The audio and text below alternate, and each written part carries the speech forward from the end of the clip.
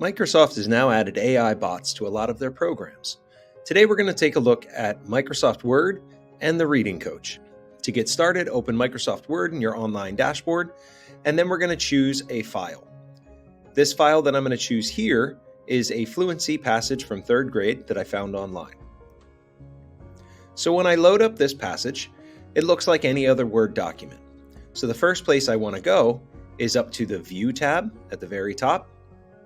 And when I select View, it'll give me the option to choose Immersive Reader. Right here. When I select Immersive Reader, it takes me into a typical Immersive Reader experience. But in the top right-hand side, I have a book icon for reading preferences. When I select Reading Preferences at the bottom, there's a toggle switch to turn on the Reading Coach. When I turn it on, you'll notice that my play button now has become a microphone. When I choose the microphone, it's going to check my permissions on my device, and then I need to select Start Reading. It counts me in. Mother's Day 3.3. My stepfather and I surprised Mom on Mother's Day. We got up very early in the morning and fixed her breakfast. We planned a surprise that day before.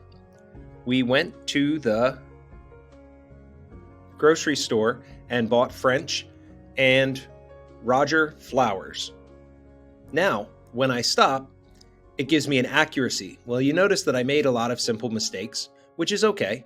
That accuracy is based off of the entire page, so I only have 23% because I didn't read it all. It checks my words per minute and gives me words to practice. So, taking my accuracy as a portion, knowing that I only read for 18 seconds and that I have 136 words per minute, let's practice the words I missed. Well, you'll notice the and, real, food, and make were all words that I made mistakes on. So if I choose one of these words, let's say real, it's going to give me the option to practice the word. So when I choose it, I have the option to listen to the word being read to me so that I can practice it. And then it's going to ask me to read the word aloud. So when I select it and I read real, and there you see, it knows that I did it correctly. If I choose another word using my arrow over here, let's do this one incorrectly. French.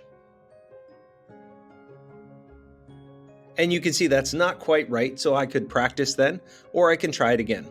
Food. And there, now it says I've got it correct, and it's tracking that data. So this is very helpful for your students to practice on their own and helps free up a little time.